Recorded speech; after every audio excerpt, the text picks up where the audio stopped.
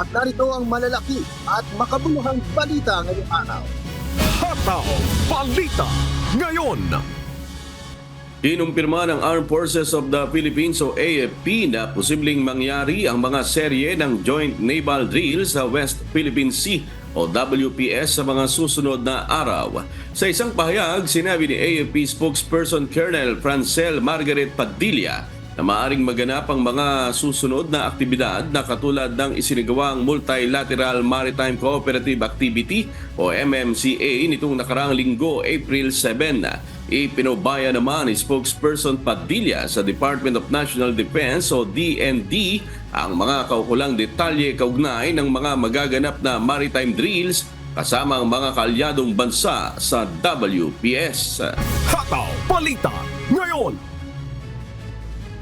Ibinahagi ni Pangulong Ferdinand Marcos Jr. na kabilang sa mga isyong tatalakayin sa gaganaping trilateral meeting ngayong araw ng Huwebes, April 11, ang usapin ng seguridad at freedom of navigation sa South China Sea. Inaasahang magkakaroon ng malalimang pag-uusap sa Washington DC sa Estados Unidos ang Pilipinas, Japan at ng US. Ayon sa Pangulo, layon ng nasabing pagpupulong na mapanatili ang kapayapaan sa Indo-Pacific region at hindi para lalo pang palalain ang tensyon sa rehiyon. Kasama rin sa inaasahang mapag-uusapan ang lalo pang pagpapalakas ng economic cooperation ng tatlong bansa. Well, this is essentially an agreement between the United States, Japan, and the Philippines on cooperation in terms of maintaining security and freedom of navigation in the South China Sea. And that is the essence of it. But of course, it will contain more details in the sense of how that cooperation will be implemented. So that is what we are going to discuss now when we go to Washington and speak with Prime Minister Vizcarra and with President Biden. Hataw Balita ngayon. Nagpahayag ng suporta ang mga matataas na opisyal ng House of Representatives kaugnay sa isasagawang US-Japan-Philippines Summit ngayong April 11. Para sa House leaders, inaasahang magpapaigting ng kooperasyon, diplomasya, ugnayan pang-ekonomiya, kapayapaan sa Indo-Pacific region ang nasabing pagtitipon. Ayon kay House Speaker Martin Romualdez, taong bayan ang makikinabang sa economic cooperation na sentro ng Trilateral Summit. Partikular na ang usapin ng paglikha ng trabaho at iba pang livelihood opportunity. Hataw Balita ngayon. Nagsalita na si Pangulong Ferdinand Marcos Jr. tungkol sa umano'y gentleman's agreement ni dating Pangulong Rodrigo Duterte sa China sa panahon ng kanyang panunungkulan. Ayon kay PBBM, wala umano siyang alam ukol sa nasabing secret agreement maging ang iba pang mga opisyal ng kanyang administrasyon. Ikinagulat umano ito ng Pangulo dahil wala rin umanong record ang kasalukuyang administrasyon tungkol dito. Para sa kanya, questionable ang nasabing kasunduan kung saan kinakailangan pa umanong humingi ng permiso ng Pilipinas para gumalaw sa loob ng ating teritoryo. I am horrified by the idea that we have compromised through a secret agreement the territory, the sovereignty, and the sovereign rights of the Philippines. It turns out we don't know. It is a secret agreement. We don't know anything about it. There is no documentation. There is no record. There is no. We were not briefed when I came into office. Walang nagsabi sa amin na merong ganong usapan. Hataw Balita ngayon. Walang nakikitang indikasyon ng Philippine National Police o PNP na mapanganib o armed ang religious group leader na si Apollo Kibuloy. Ayon kay PNP Public Information Office Chief Police Colonel Jean Pajardo, wala namang kinalaman sa baril ang naging kaso ni Kibuloy at hindi ito nasangkot sa anumang gulo gamit ang kanyang mga armas. Pinag-aaralan pa rin ng pambansang pulisya kung ire-revoke ang lisensya ng mga baril ni Kibuloy na may kabuuang bilang na 19 na kinabibilangan ng 18 short firearms at isang rifle. Batay ang nasabing datos sa tala ng PNP Firearms and Explosive Office. Sa tanong niyo po, dahil siya po ay nagmamay-ari ng mga baril, ay pwede po ba natin siyang i-consider na armed and dangerous? For now, hindi pa po because wala naman pong indication before na naging marahas po si Pastor Kibuloy at wala naman po tayong na-monitor so far na siya po ay nagme-maintain po ng private arm group o private army.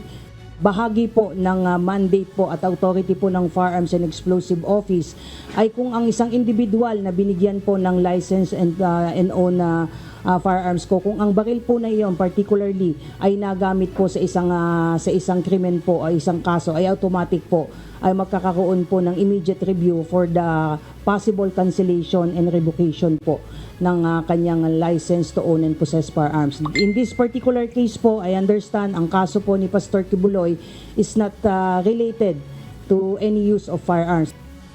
Hataw Balita ngayon. Nananawagan na sa Land Transportation Franchising and Regulatory Board o LTFRB ang transport group na Alliance of Transport Operators and Drivers Association of the Philippines o ALTODAP para maaprubahan na ang petisyong 15 pesos minimum fare sa jeep. Hiling ng grupo, madaliin na ang resolusyon sa hiling ng mga tsuper na taas pasahe sa jeep mula sa kasalukuyang 13 pesos. Naipasa na rin nila ang mga kailangang dokumento sa LTFRB sa kanilang pagpupulong sa ahensya noong nakaraang buwan. Kaya subject for resolution na ang kanilang petisyon. Ipinihit din ng grupo na bagamat malaking tulong din ang fuel subsidy ng pamahalaan sa mga tsuper kapag nagkakaroon ng sunod-sunod na taas presyo sa diesel, panandali ang solusyon lamang nila ito at maraming nagiging problema dahil hindi lahat ay nabibigyan. Wala pang resolution pero nung huling hearing namin, submit for resolution, gagawa na ng resolution ng LTFRB. Pero wala pa. Hindi ko pa alam. Siguro baka bukas punta ako na LTFRB. Tanungin ko yon kasi tumataas ang diesel eh. Hataw Balita ngayon. Nakakapagdala ng mataas na bilang ng nahahawa ng sakit na pertussis ang mga rehiyon ng Calabarzon, NCR at Region 3 sa buong bansa. Sa ngayon, umabot na sa mahigit 1,000 ang kaso ng pertussis sa buong Pilipinas at higit 50 na rin ang namatay na katumbas ng 5% fatality rate. Patuloy na nagbababala ang Department of Health o DOH sa publiko na magkaroon pa rin ng ibayong pag-iingat laban sa whooping cough o pertussis. Ayon sa kagawaran, pinakamainam pa rin na magpabakuna laban sa naturang sakit.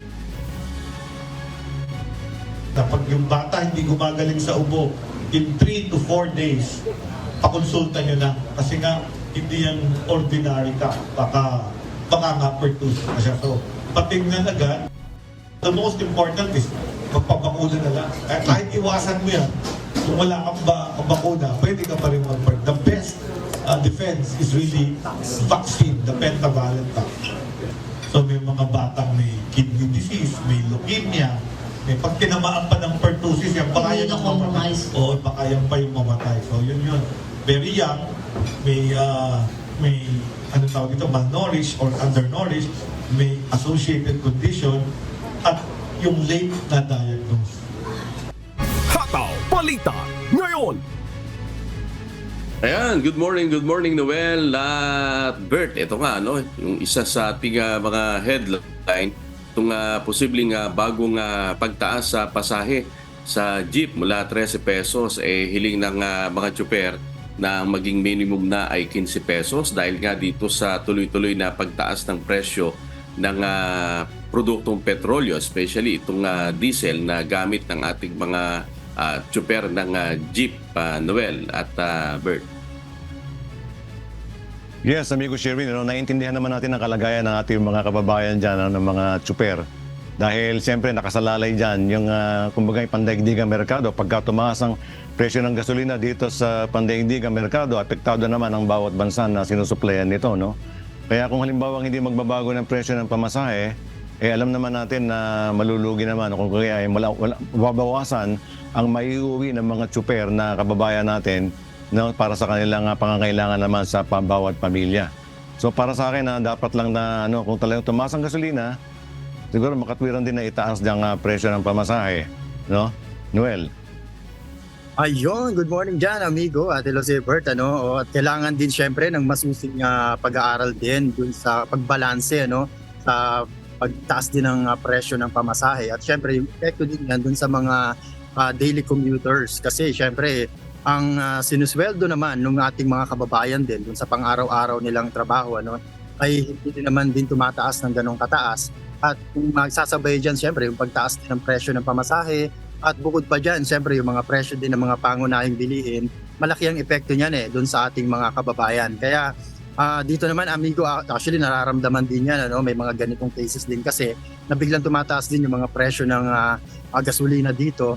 Pero ang pamahalaan din, isa sa mga ginagawa din nila, nakabracket kasi doon sa mga low income earners, na mga pamilya, at nagkakaloob sila ng mga tulong din kahit papaano ma-augment yung magiging kulang doon sa kanilang araw-araw na pangangailangan. Kaya sana, sabi nga doon sa balita din natin, kasabay niyan, yung subsidy din ay binibigay ng pamahalaan, malaking tulong. Siguro talagang kailangan lang pag-aralan mabuti.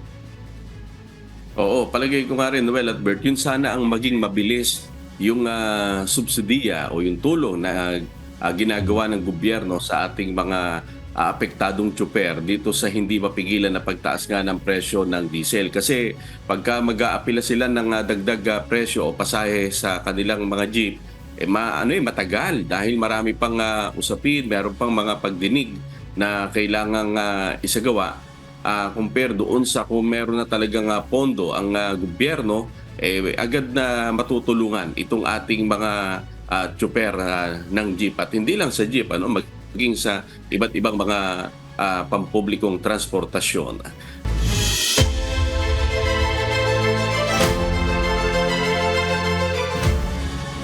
Inaasahan ng Philippine Atmospheric, Geophysical and Astronomical Services Administration o PAGASA na magpapatuloy at mas titindi pa ang nararanasang mainit na panahon sa bansa sa kalagitnaan ng buwan ng Mayo. Ayon kay weather specialist Benison Estareja, nakapagtala na sila ng 40 to 41 degrees Celsius heat index dito sa Metro Manila. Habang sa ibang lugar sa bansa ay maabot ito sa 44 degrees Celsius gaya sa Dagupan, Pangasinan. Bunsod ng patuloy na paginit ng panahon, ilang paaralan at lungsod na ang nagkaroon ng adjustment sa oras ng pasok. Nakikipag-ugnayan na rin ang Weather Bureau sa DepEd at Commission on Higher Education para sa pagbuo ng panuntunan ukol sa class suspension. Nagpaalala naman ang mga health expert na mahalaga ang magandang ventilasyon sa mga kwarto kapag ganito kainit ang panahon. Yung ganitong senaryo na mainit at saka maalinsangan dahil sa easterlies at saka sa high pressure area is posible pa rin na mangyari hanggang sa kalagitnaan ng Mayo. So ilang linggo pa natin itong mararamdaman and possible sa first half ng May ay mas matataas pa yung mga heat indices natin na maitatala. Yes, sa ngayon nagkakaroon na ng steps ang PAGASA in coordinating with the Department of Education at saka yung Commission on Higher Education para magkaroon ng implementing guidelines at saka mga rules and regulations kung kailan ba magsususpend ng klase.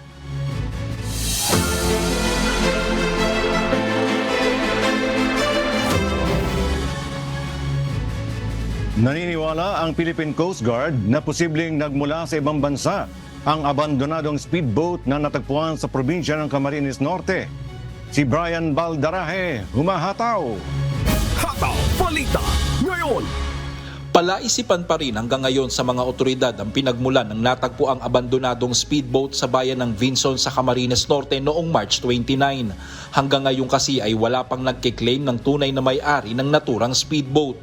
Dahil dito, malaki ang paniniwala ng Philippine Coast Guard sa Camarines Norte na posibleng may illegal na ginagawa ang mga may sakay nito, kaya naman hindi na ito nagawang balikan pa. Yun nga, may mga possibilities tayo, iba-iba. Pwedeng ginamit nila ito sa illegal, like na drugs, kasi meron tayong history na kung saan may mga cocaine na dinadrop dyan sa may parting Vinson at nilalagyan na nila ng GPS para mabalikan nila anytime.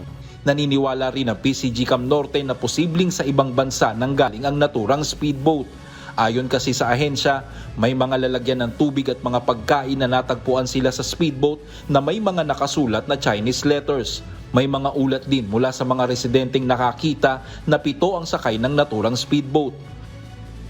Parehas doon, 2 speedboat. Nilipat yung mga pasahero dun sa isa. Nung nakita namin, mga tubig kasi dun nakita, tubig at pagkain. At nung tinignan namin siya, translate namin siya, nakita namin na manufactured in China. So, yun, dahil nga medyo mainit yung sa West Philippine Sea, syempre hindi natin din alam na kung meron din bang connection yun dun sa mga nangyari. Sa ngayon, mananatiling nasa kustodiya pa ng PCG Cam Norte ang speedboat hanggang sa susunod na 6 na buwan. Magiging pagmamay-ari naman ito ng Local Government Unit o LGU sa oras na wala nang nag-claim nito. Nanawagan naman ang PCG Cam Norte sa mga residenteng nakatira sa mga coastal area na iparating sa kanilang opisina kung may nakikitang mga kahina-hinalang mga taong nakararating sa kanilang lugar. Brian Balderaje, humahataw sa Balita Ngayon. Hataw Balita Ngayon. Naisilbi na ng Office of the Senate Sergeant at Arms kahapon ang warrant of arrest laban kay religious group leader Apollo Kibuloy. Ilang mga property ang pinasok ng Senate Security kasama ang National Bureau of Investigation at Philippine National Police. Pero wala pa ring Kibuloy na nakita. Ina Lane Moreno, humahataw! Hataw Balita Ngayon. Isinilbi na kahapon, April 10, ng Office of the Senate Sergeant at Arms ang warrant of arrest laban kay Kingdom of Jesus Christ o KOJC religious group leader Apollo Kibuloy. Pinaaresto ng Senado si Kibuloy dahil sa pagtanggi nitong dumalo sa mga hearing ng Senate Committee on Women, Children, Family Relations and Gender Equality dahil sa mga reklamong child at sexual abuse na kinasasakutan nito. 4 na properties na ni Kibuloy sa Davao City ang pinuntahan ng Senate Security kasama ang National Bureau of Investigation o NBI at Philippine National Police o PNP. Una nilang pinasok ang Kingdom of Jesus Christ compound sa Buhangin. Tanging ang kanyang abogado na si Attorney Israelito Torion lamang ang tumanggap ng nasabing warrant of arrest. Sunod na kanilang pinuntahan ang kanyang resort sa Samal Island. Pinasok din ng mga otoridad ang Prayer Mountain nito sa Barangay Tamayo. Pero walang Kibuloy na nakita ang Senate Security at mga abogado lamang nito ang tumanggap sa kanila. Maging ang mismong kwarto ng religious group leader sa Glory Mountain ay pinuntahan ng Sergeant at Arms. Ayon kay Piero 11 Regional Director Police Brigadier General Alden Delvo, hamon umano sa kanilang paghahanap kay Kibuloy dahil marami itong mga kaibigan. He has a lot of logistics. He's even as an airplane, as a chopper. He has a lot of friends, no? Pero kung marami kang kaibigan at you have logistics, medyo mas mahirap kang hulihin. Inatasan na ni Delvo ang lahat ng intelligence unit at tracker team sa riyon na paigtingin pa ang paghahanap sa religious group leader. Nananawagan din ito sa mga residente sa Davao na i-report sa pulis kung may alam sila sa kinaroroonan ni Kibuloy. Nagbabala rin ang pulisya sa sinumang tumutulong o nagtatago kay Kibuloy na maaari silang maharap sa kaso. Ayon pa kay Delvo, maaga pa umano para mag-request ng search warrant para mapabilis ang paghahanap sa lokasyon ni Kibuloy. Yes, wala pa rin kasi kaming exact intelligence report on his whereabouts. So, wala rin tayong ma-applyan ng search warrant for that matter. Lelaine Moreno, humahataw sa Balita Ngayon.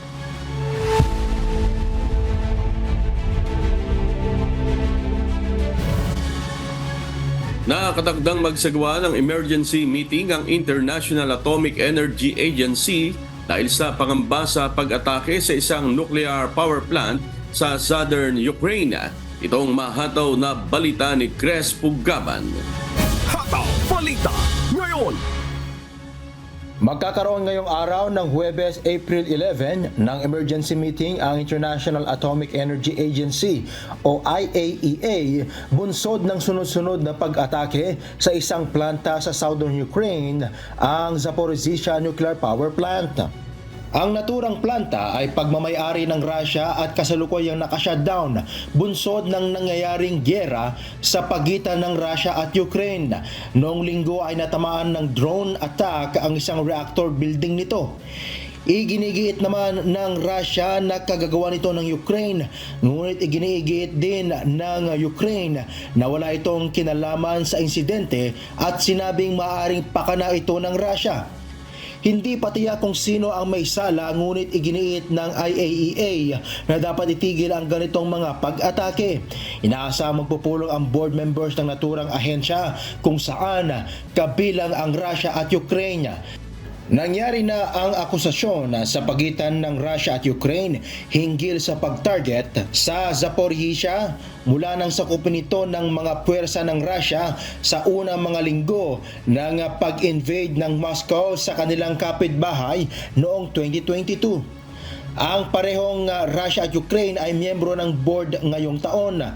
Malabo namang magdulot ng malinaw na impormasyon ang pagpupulong ng board tungkol sa sino ang nasa likod ng mga kamakailang atake. Ayon sa mga diplomat, hindi pa nila narinig ang anumang pagtutulak para sa isang resolusyon sa Huwebes na mas mahirap gawin sa maikling abiso. Cres Fugaban, humahataw sa Balita Ngayon. Hataw Balita Ngayon. Magbebenta ang Estados Unidos ng nasa 138 na milyong pisong halaga ng equipment para ma-maintain at ma-upgrade ang Hawk Air Defense Systems ng Ukraine. Inaasahang makakatulong ito laban sa Russian drone at cruise missile attacks. Ito ang umahataw na balita ni Jazz Masakayan. Hataw Balita Ngayon. Nagsimulang ipadala ng Estados Unidos ang Hawk Interceptor missile sa Ukraine noong 2022 bilang upgrade sa shoulder-launched Stinger air defense missile systems na mas maiksi ang inaabot. Simula noon, nakatanggap ang Ukraine ng iba't ibang air defense systems, kabilang na ang gawang US na Patriot system. Kahit na naubusan na ng pondo mula sa US ang Ukraine, mayroon itong $300 million na foreign military financing na kabilang sa annual defense spending bill na naaprubahan kamakailan. Ang pera mula sa grant ay pambayad sa naturang mga gamit, kabilang ang engineering at integration for communications at refurbishments ng Hawk fire units. Kabilang din sa nasabing bentahan ay ang missile recertification components para sa mga lumang unit, mga tools, test at support equipment, mga spare parts at iba pa. Dahil sa bentahan, magkakaroon ng temporary duty travel patungong Europe ang 5 empleyado ng US government at 15 contractor representatives para masuportahan ang training at maipagpatuloy ito. Una nang ginamit ang Presidential Drawdown Authority para mailipat ang Hawk equipment sa Ukraine. Dahil sa probisyong ito, hindi na kinailangang humingi ng approval sa Kongreso upang magpadala ng defense articles at services mula sa stocks ng Amerika sa ibang bansa sa ilalim ng emergency. Jazz Masakayan, humahataw sa Balita Ngayon. Hataw Balita Ngayon. Nahaharap sa napakahalagang referendum si South Korean President Yoon Suk Yeol tapos muling magsagawa ng eleksyon ang bansa na siyang bubuo ng panibagong parliamentary government. Tumang manalo sa boto ay siyang magtatakda ng direksyon para sa lokal na politika para sa susunod na 4 na taong termino. Ito ang humahataw na balita ni Imelda Andrade. Hataw Balita Ngayon. Nagsagawa ng eleksyon ng South Korea na siyang bubuo ng panibagong parliamentary government, bunsod ng pangunahing issue na patuloy na kinakaharap ng bansa, partikular na ang corruption, cost of living at inflation. Bukod sa low approval rating, nahaharap rin si President Yoon Suk Yeol sa iba't ibang political scandals. dahilan upang malagay sa tagilid na posisyon ang partido nito. Ayon kay Cookman University Political Science Professor Hong Sanggol, ang eleksyon na ito ay pagbabalik tanaw sa naging performance ni Yon. Nagpapakita rin ito ng paghatol sa hindi mahusay na paggawa at desisyon ng Pangulo dahil mayroong hindi nasisiyahan sa mga hakbang nito. Mahigpit na naglalaban sa ngayon ang People Power Party at Democratic Party.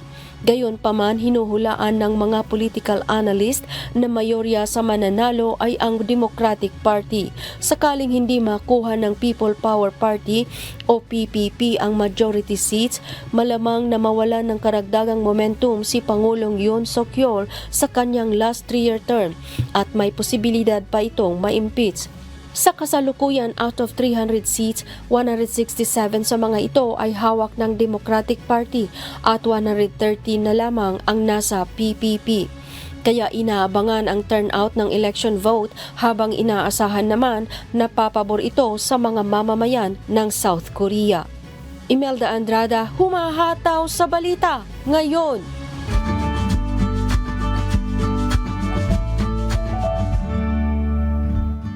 Alamin ang magiging lagay ng panahon sa iba't ibang bahagi ng bansa ngayong araw ng Huwebes. Panoorin po natin ang update mula sa Philippine Weather Bureau Pag-asa. Patuloy pa rin nakaka-apekto ang easterlies sa ating bansa, kaya ngayong araw makakaasa pa rin tayo ng malinsangan na panahon. Samantala, wala po tayong binabantayan na low pressure area o bagyo sa loob ng ating Philippine Area of Responsibility, agad din po sa dagat na Pasipiko. Ang araw sisikat mamaya pong 5:45 ng umaga.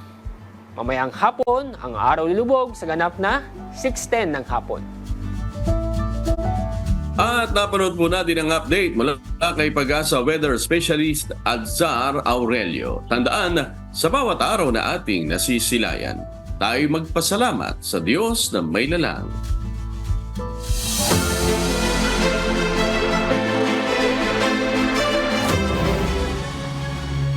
Inanunsyo ng Bulacan Provincial Government na magpapatupad muna ng online class sa lahat ng antas, mapapribado at pampublikong paaralan sa buong lalawigan ng Bulacan simula ngayong araw ng Huwebes, April 11 hanggang Sabado, April 13. Alinsunod dito sa memorandum order na ipinalabas ni Governor Daniel Fernando kahapon. Kaugnay pa rin ito sa mainit na panahon na nararanasan sa bansa bilang pag-iingat sa kalusugan ng mga mag-aaral. Batayan niya sa forecast ng Pag-asa, makararanas ang lalawigan ng Bulacan sa mga susunod na araw ng nasa 39 hanggang 41 degrees Celsius na heat index na nasa kategoryang extreme heat quotient. Pinaalalahanan rin ang publiko na hanggat maaari ay manatili na lamang muna sa kani-kanilang tahanan at lumabas lamang kung may importanteng lakad para makaiwas sa heat cramps, heat exhaustion at heat stroke. Inatasan rin ang lahat ng alkalde sa pamamagitan ng kanilang municipal o city disaster risk reduction management officer na mag-monitor ng kanilang nasasakupan at ipadala ang situation report sa PDRRMO sa lalong madaling panahon. Hataw Balita ngayon! Inulan ng batikos sa publiko ang nag-viral na video ng isang social media vlogger mula sa South Cotabato.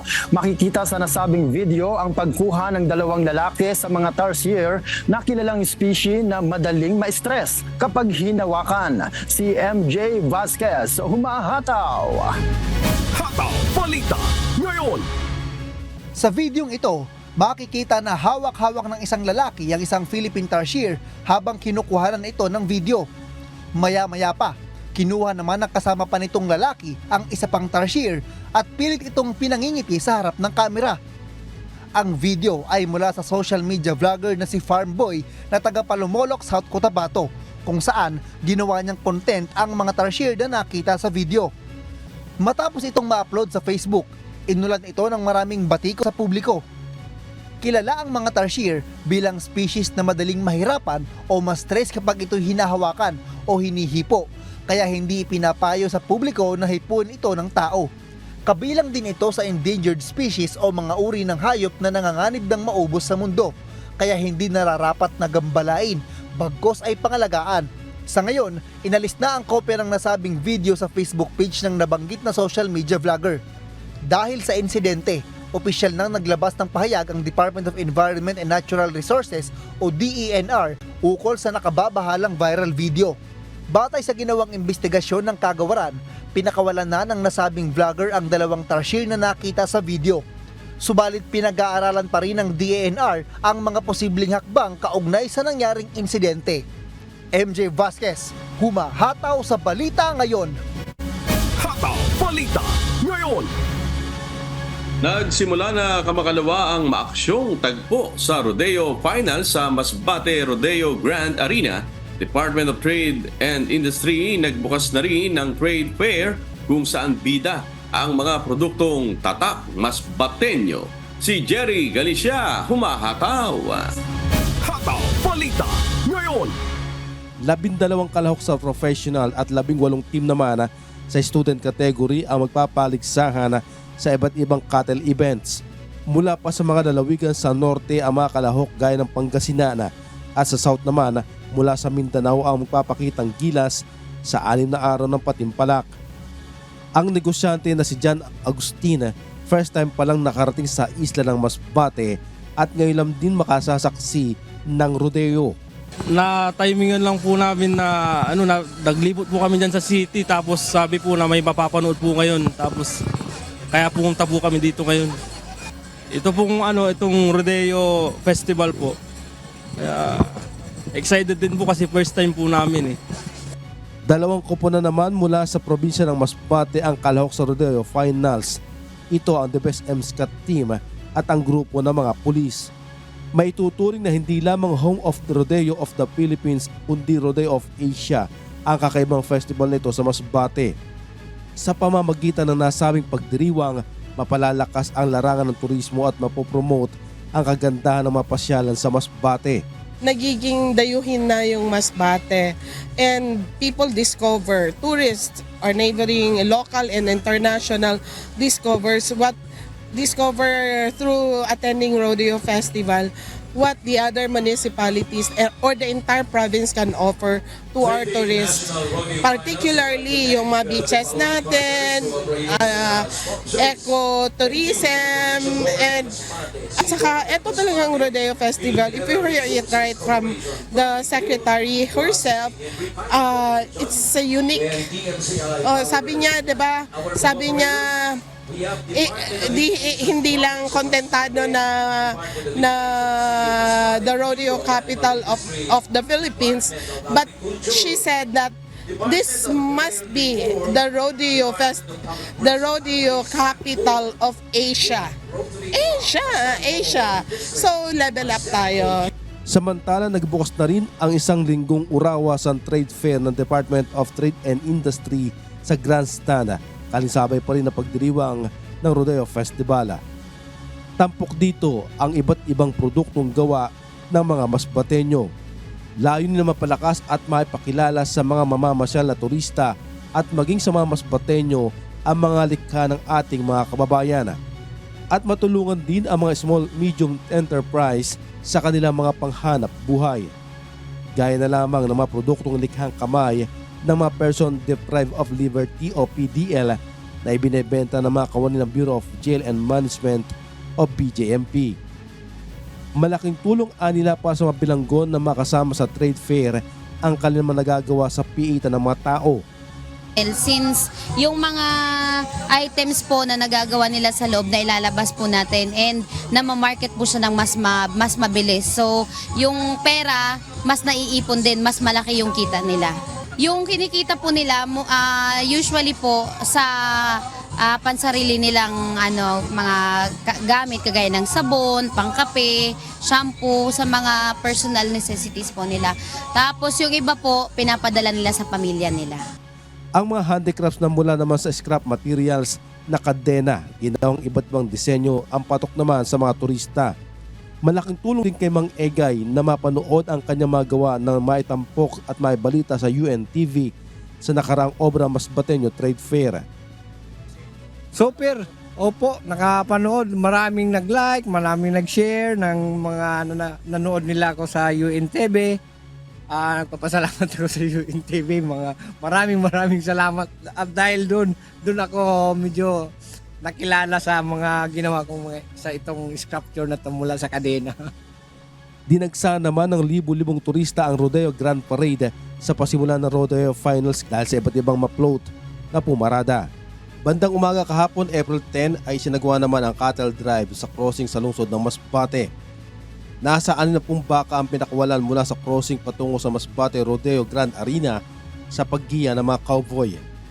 Taunang isinasagawa ang cattle drive bilang paggunita sa tradisyon na pagdadala ng mga baka patungo sa pier para ibenta sa mga mamimili.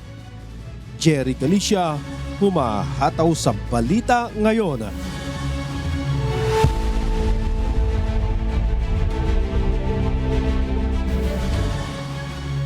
Naglabas ng isang bagong computer chip ang kumpanyang Intel na design para sa Artificial Intelligence o AI.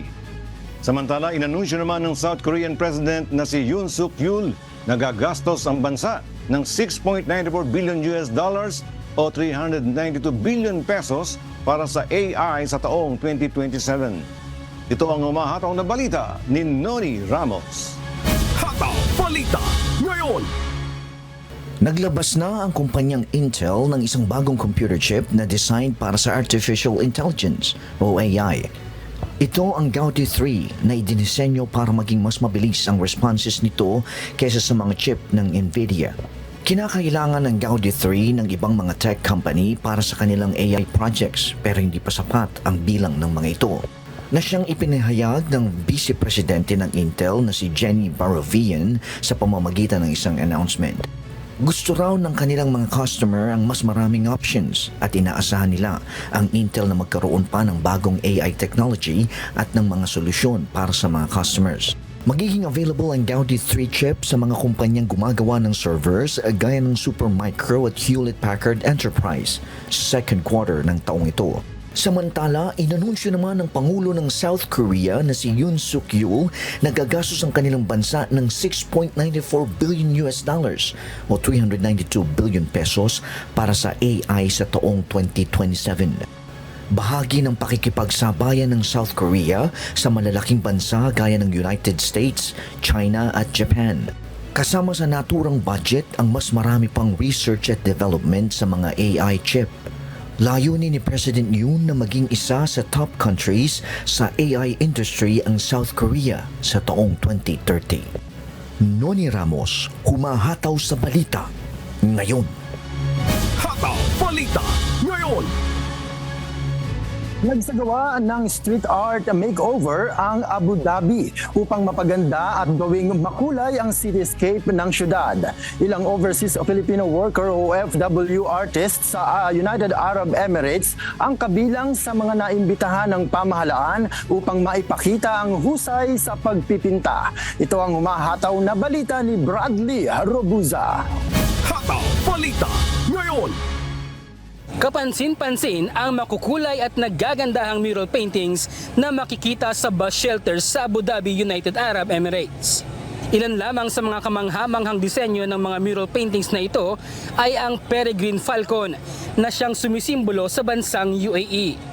Nariyan din ang naglalakihang painting ng mga gazelle, mga kabayo, Emirati at ilan pang sumisimbolo sa mayamang sining at kultura ng bansa.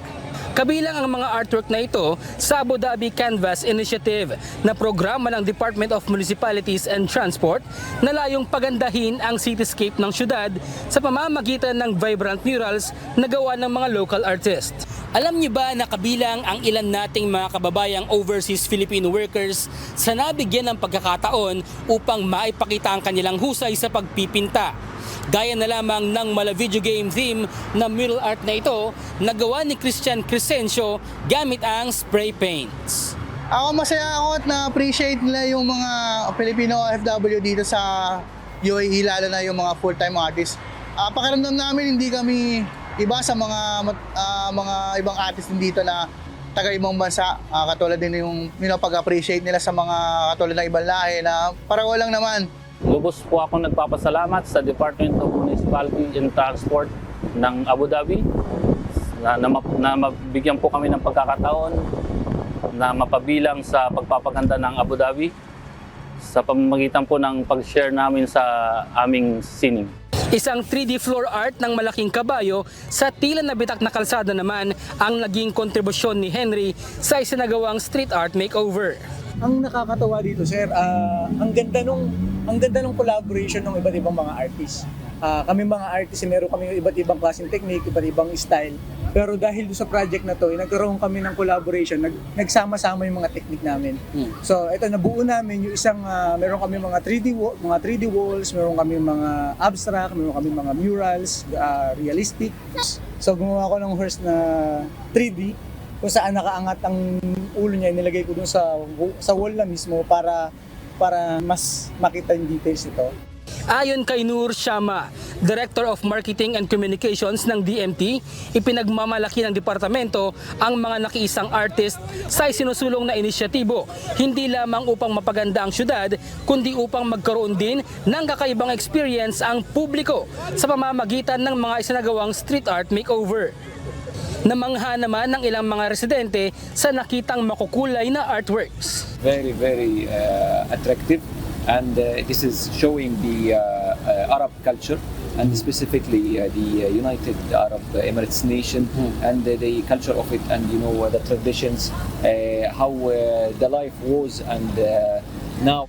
Matatagpuan ang naturang bus shelter murals sa Al Nahyan, Al Batin, Al Manhal, Al Mushrif, Al Dana at Al Muntaza sa Abu Dhabi.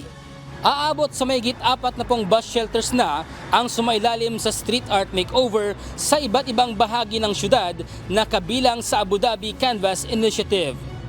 Bradley Robuza, humahataw sa balita ngayon.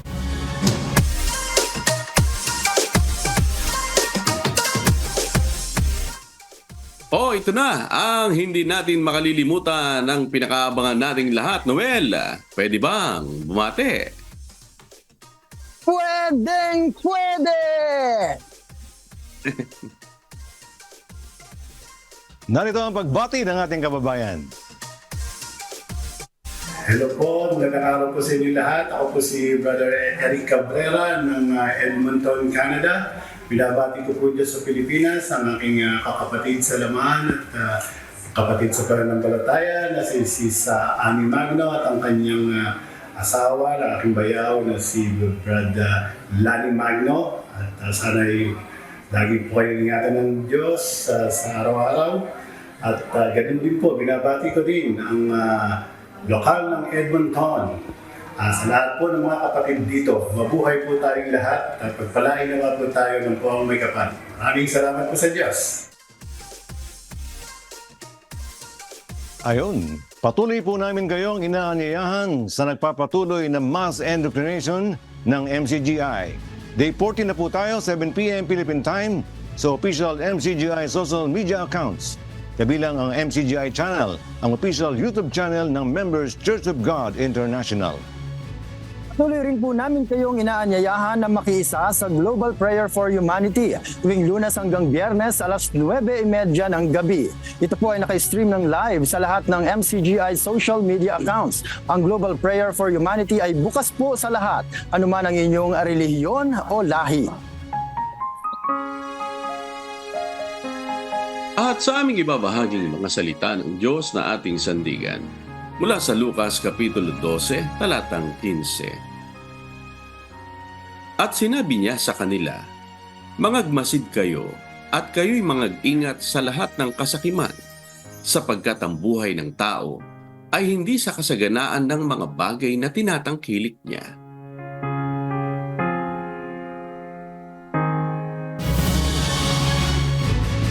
At yan po mga humahataw na balita ngayong umaga ng Huwebes, ika-11 sa buwan ng Abril 2024.